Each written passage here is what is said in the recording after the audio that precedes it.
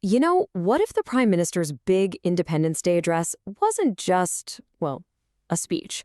What if it was actually a strategic blueprint for your company's next 5 years of hiring? That's exactly what we're going to decode today. A brand new map for talent acquisition in India that's just been laying out for everyone to see. Into the first pillar of this new blueprint.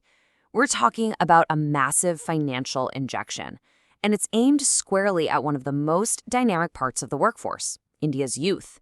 I mean, just take a look at that number. 1 lakh crore rupees. Let that sink in. To put that in perspective, that is the size of a new fund that has one single goal: to directly subsidize the cost of hiring entry-level talent.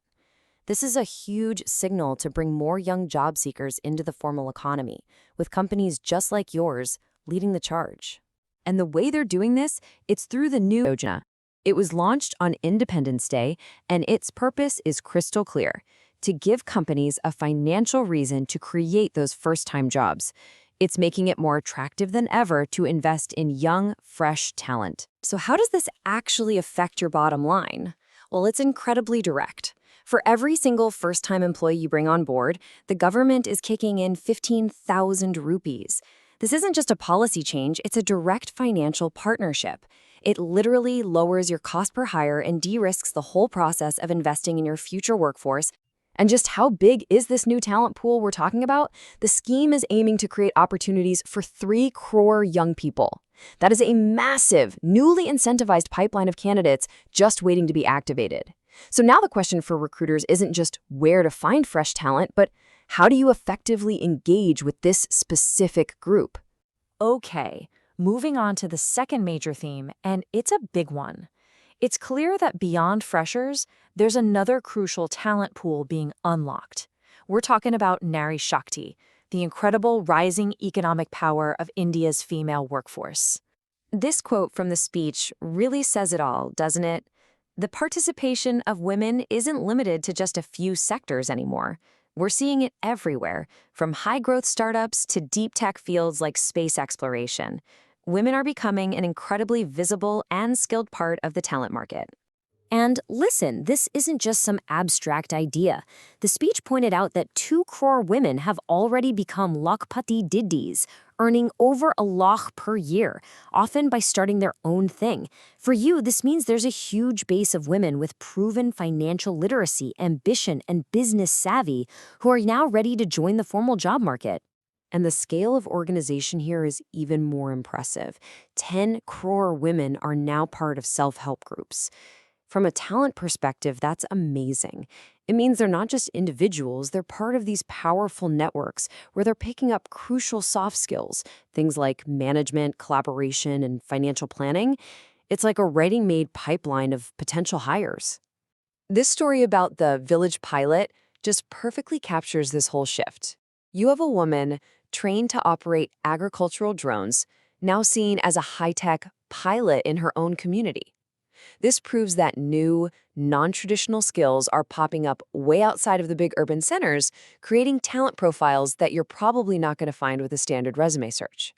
And that story leads us perfectly to our third and final talent frontier.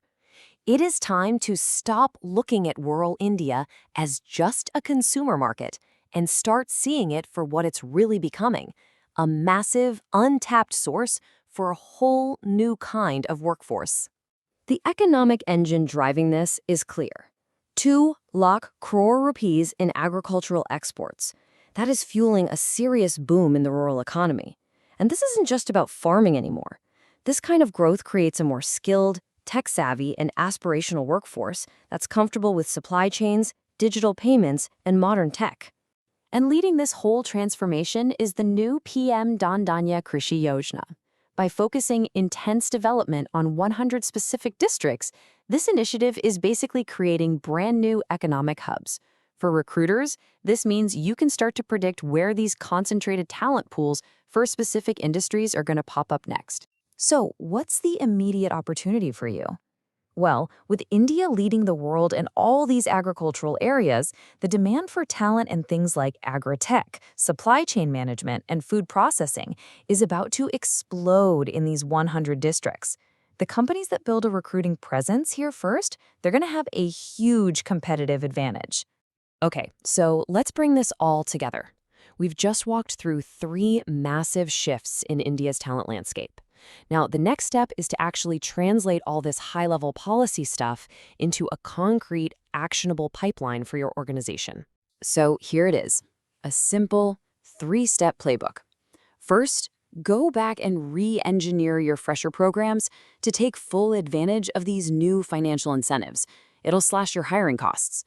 Second, create targeted employer branding campaigns that speak directly to the ambitions of this growing female workforce.